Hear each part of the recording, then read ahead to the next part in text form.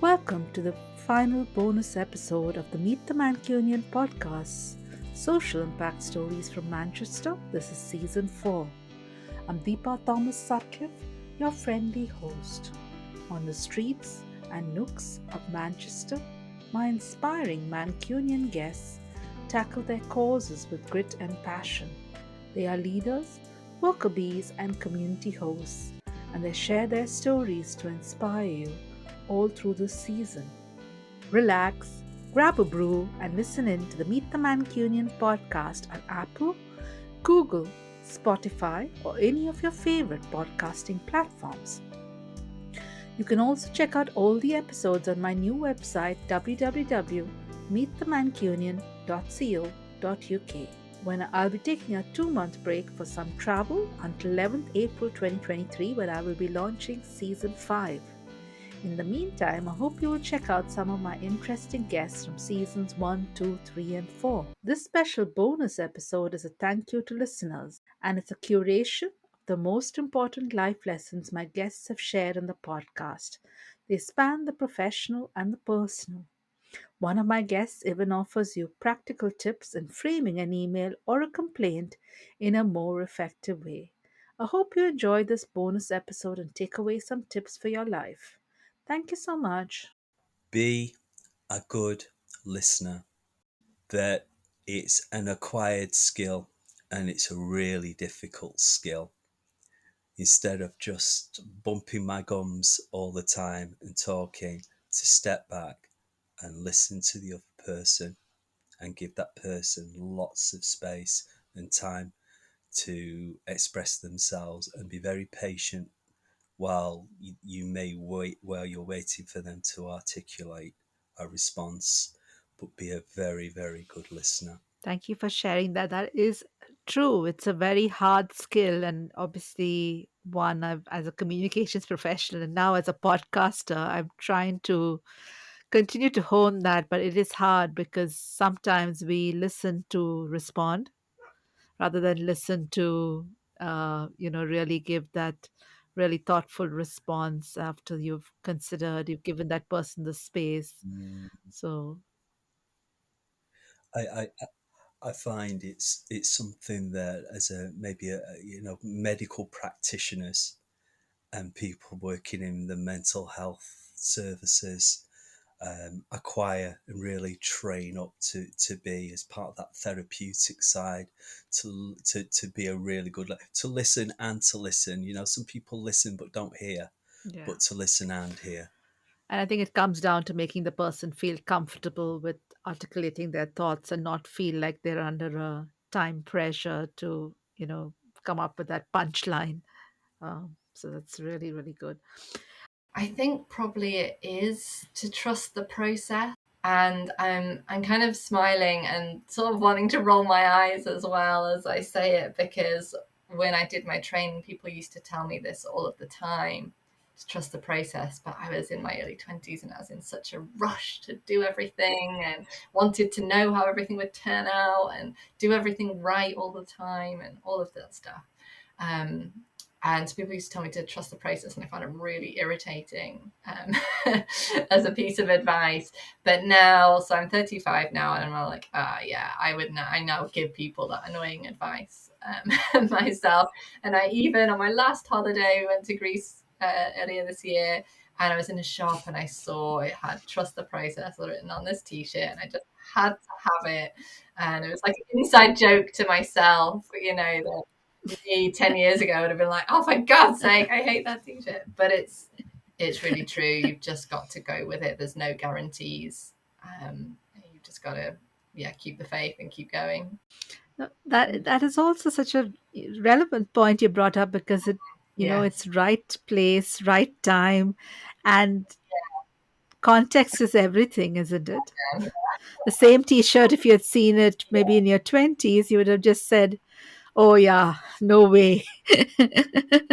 So Yeah. this is really true, and it's very relatable for anybody because as we grow in years and Yeah, wisdom, exactly. we have different levels of maturity that come in, I think. Uh, Oh, goodness. I don't know how I would pick one.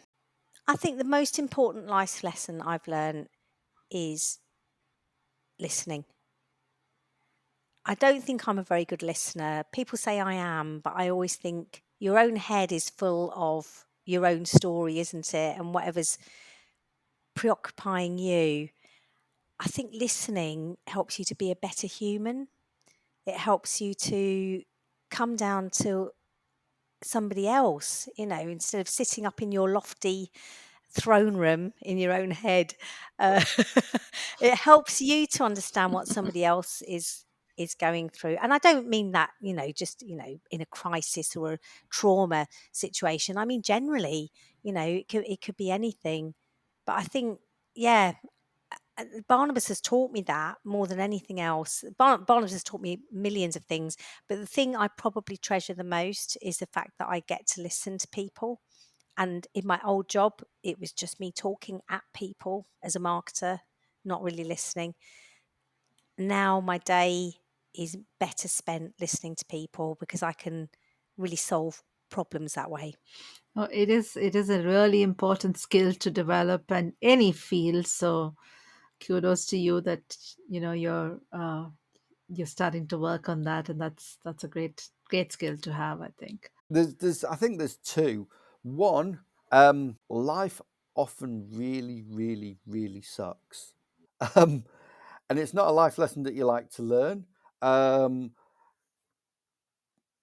But everybody has it. Everybody has something that happens in their life that comes out of nowhere and knocks them for six.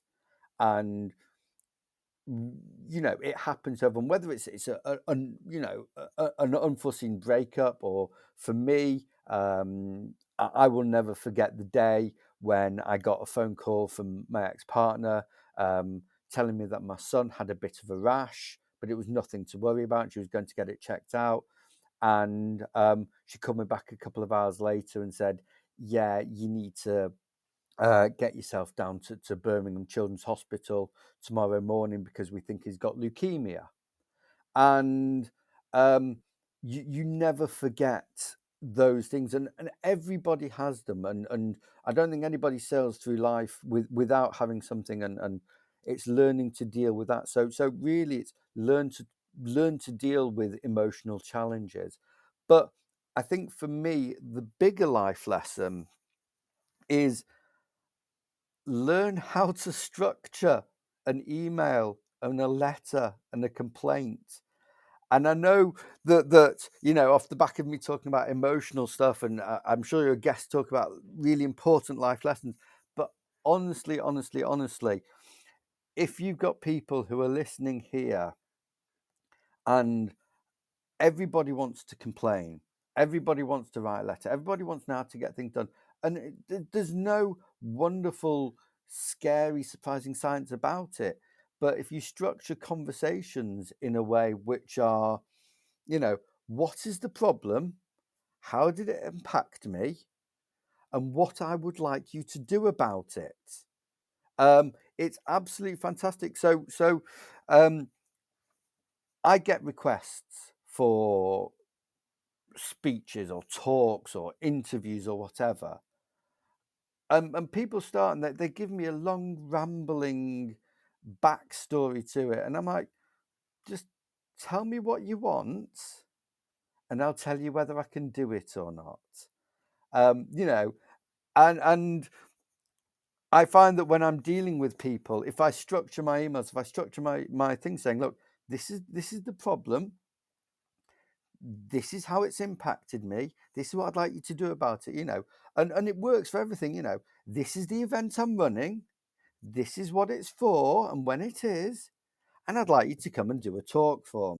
I think the more people that realize that I don't need life stories, and other people don't need your life story. They just need to know what you want from them. And people are very, very shy, particularly when complaining. They'll say, oh, well, my laptop's broken and it meant the kids can't do it and all that.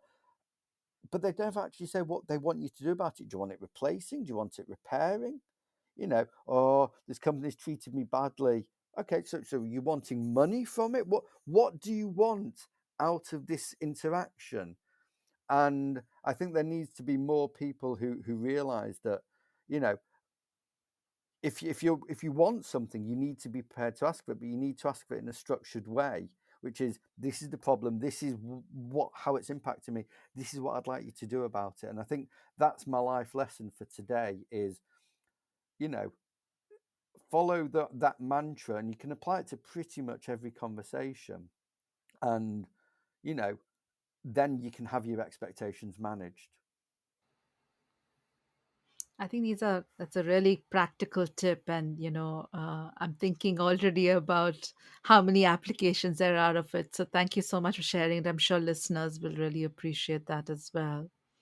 And I guess you make it easy for people to help you or not by making it clear what you're asking for, because otherwise, if you're indirect, people, the other side guesses, Yes. and that may or not be what you're looking for. Yes, and I think I built it up off the background of somebody once saying to me many years ago, um, for conversations, they just said rant, advice, solution, and I live, and it's something that just makes so much sense to me, which is when somebody comes to you, and I've perennially been awful, I think.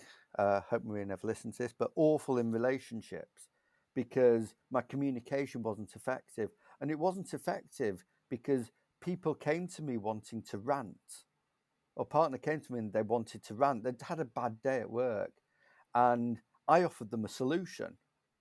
But they didn't want a solution, they just wanted to rant.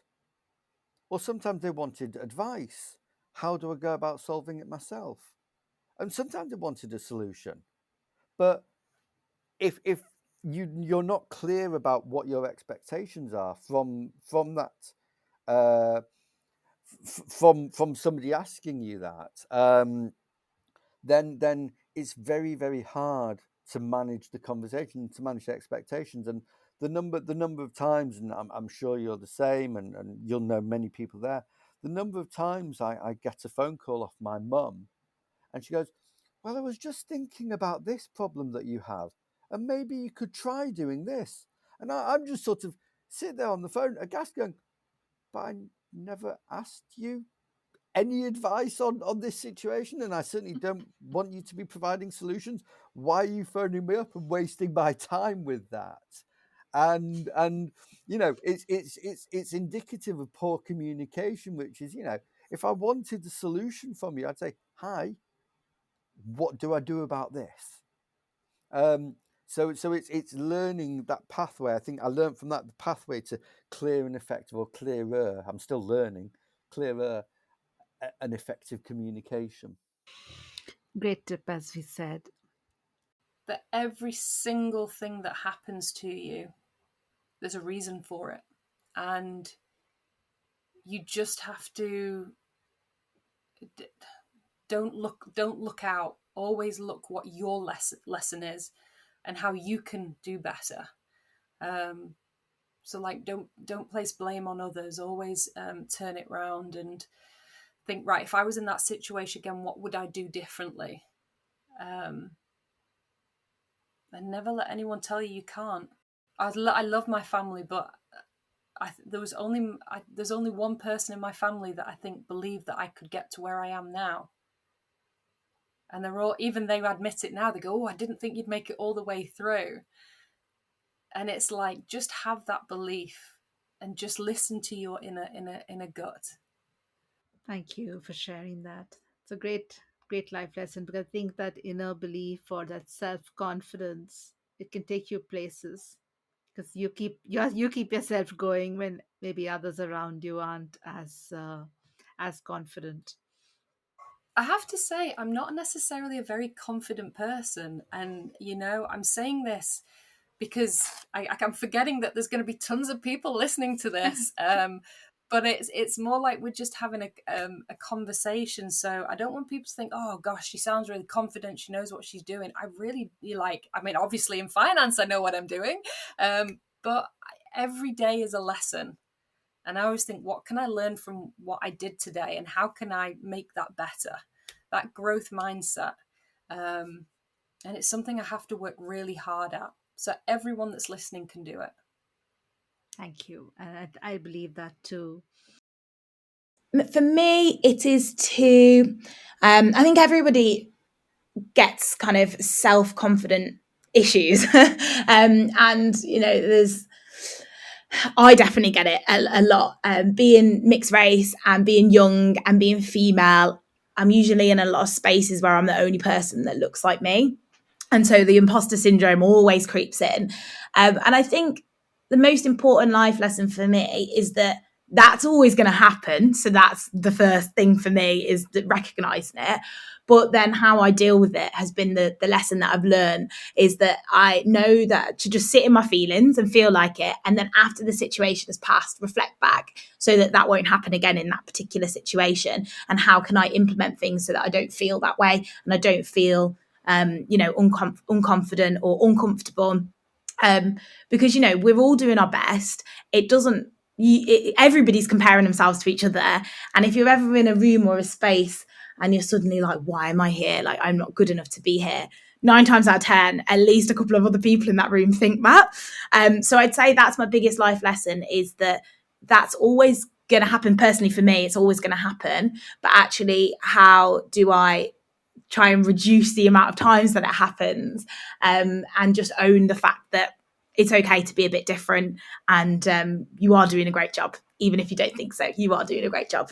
I think so. And I think everybody brings such unique perspectives, right? And that comes from who you are, what your values are, what your perspective is, what effort you're willing to put in, what are your passions. So, really great tip. Thanks for sharing that. And I think many people would relate to that, because, regardless of gender, we all suffer sometimes from those. Not quite sure if you belong. Yeah, exactly. I think the most important life lesson. So I have two sort of that conflict in some ways, but one is I do think that if you ever want to achieve what you want to achieve, then you do have to work hard. Like, you do have to put the graft in, and you have to set yourself a time aside and really apply yourself to it. But in the same breath, you need to enjoy yourself. So I'm sort of still learning that. I think we're always trying to find balance in that. We need to work hard when we need to work hard, but aside from that, spend time with family, enjoy yourself, do the things that you want to do, because you never, from all the stuff that I hear and read, you never get anyone on the deathbed saying, I wish I would have worked harder. It's always, I wish I would have spent more time with my loved ones. I wish I would have worked less in some cases. So I think, don't let yourself get to that point, knowing what we know now. Do it now, enjoy yourself, and spend time with your loved ones. And that's the most important thing. That's a really great tip, and I think it is one that we need to always balance, right? It's like that, it's a constant challenge, work-life balance, as they say, Yeah. and it's easy to go in the work mode, but to forget those little moments that you won't get back. Yeah, absolutely. And if you can find a creative outlet as well, I think that's what I found with the books, in that managing a company is brilliant, and especially when you're passionate about it. I love it, but I didn't really realise that there was probably although we are really creative within the business and we're always innovating and thinking of new ideas, there's a different style of creativity, sort of what I found through writing the books and working out the characters and being a bit silly with the stories, that I found has really satisfied maybe an element in life that I'd long forgotten from childhood. But I've been given the opportunity to run with that now, and I'm really grateful for it. So I would say, whether it's learning an instrument, writing a book, starting a podcast, editing videos, whatever it might be, put a bit of time aside for you and do something a bit creative and fun that you can have fun with. Absolutely. Great tip. I think not to over anticipate the what ifs. So this may happen because of this and all that kind of stuff, which can be really debilitating when you get really sort of into it and sort of fall into those feelings of this is what could happen, because this is what could happen and you can prepare for it. However, you don't know until it's done, and it's kind of like you just sometimes just got to go for it. Love the philosophy. It's a really good one, because sometimes it's better to plunge right in than to keep hesitating and thinking ahead, and there's a good part of thinking ahead, which is planning, but there's also the No problem. thinking of all the reasons not to do it. So great tip. Thanks, Sarah. I think it's humility and recognizing one's own weakness and challenges. Yeah. It's a good one. I thought you'd choose focus, but this is also a really good one because you sounded like you're extremely focused. You've got the eye on the goal. You're going to change that vision. Um,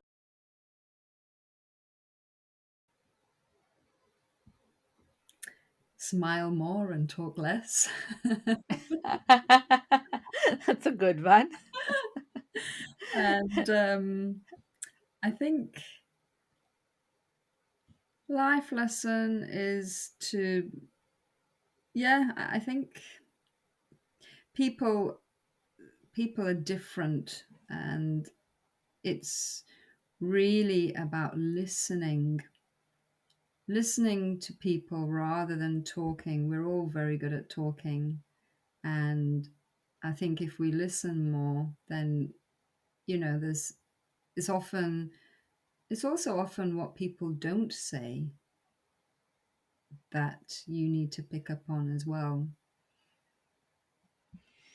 That is really powerful because I think it's hard to be a good listener. We're always listening to answer rather than listening to just reflect and really give people a chance to frame their thoughts and share their views. Well, you've hit the nail on the head there. Reflection. I think within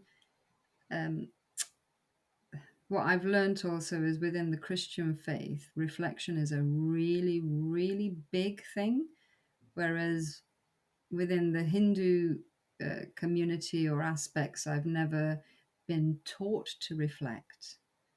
And so I think reflection is a really, really big, a big ideology within, when they have evening prayer and morning prayer, for example, there's always bouts of silence. They have a reading and then they'll be silent. And it's almost like you have to teach yourself what you're meant to do in that silence. I know you're meant to be reflecting on the passage, but how do you do that? How can you be self critical of it? And I think reflection is a really big part of what we should be doing.